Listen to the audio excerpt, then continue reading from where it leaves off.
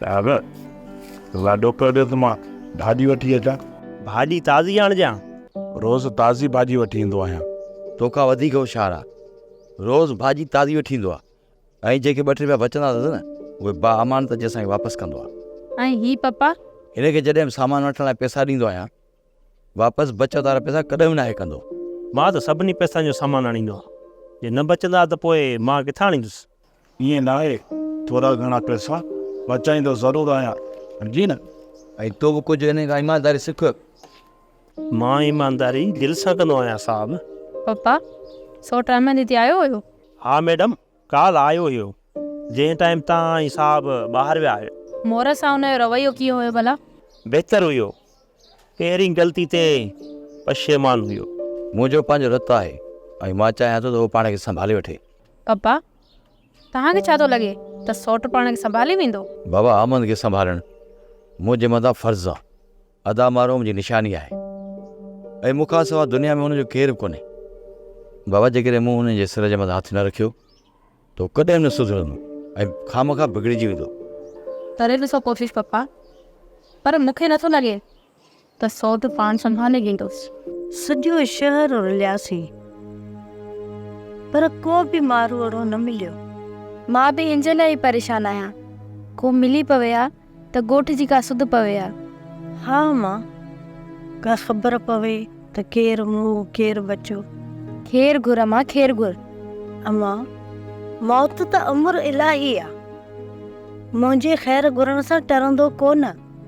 जंहिंजी पुॼी आई उन खे हलणो आहे। उहा ई मौत जेकॾहिं पंहिंजनि खां परे हुजे त केॾी न अज़ियतनाक हूंदी आहे। पंहिंजनि में मरण सां माण्हू सुकून महसूसु कंदो आहे।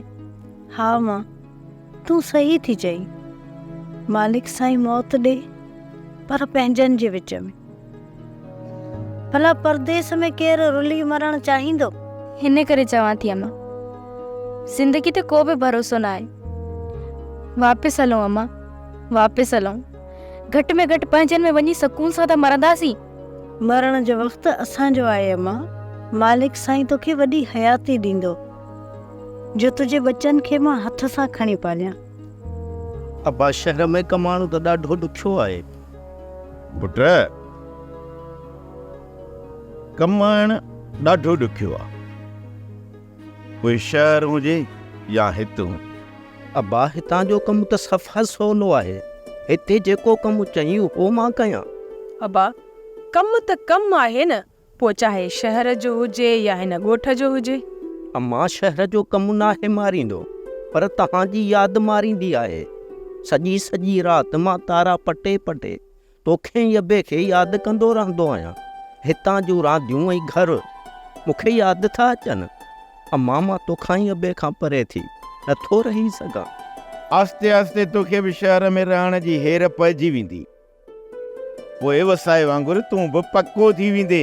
अब्बा जॾहिं वस थींदी त मां पंहिंजूं बनियूं ॿारहा हिते पोखींदुसि, त पोइ मां पाण खे शहर जी हेर छो विझां? अब्बा पुट बनियूं ॿारहा बि तॾहिं कंदासीं जॾहिं वस थींदी। बाक़ी हिन वक़्तु त सभु जो सभु बुखुनि कटण ते मजबूर आहियूं।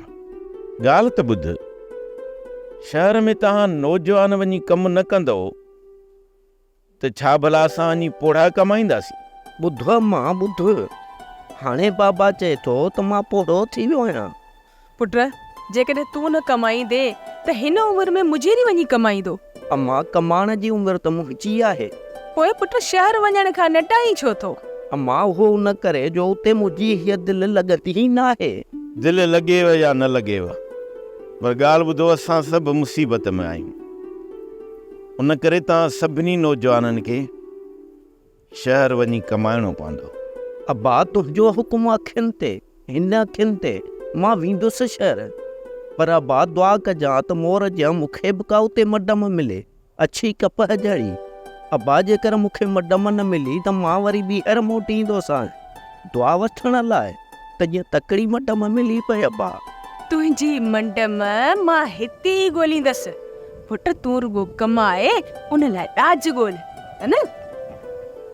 सोप सीरियल मोहब्बतुनि जो माग तमाम एपिसोड्स ॾिसो हाणे HD क्वालिटीअ में। विज़िट करियो असांजो YouTube channel Sindh TV HD drama. Subscribe कयो असांजो official YouTube channel Sindh TV HD drama ऐं वधीक अपडेट लाइ बेल आइकन खे क्लिक करियो।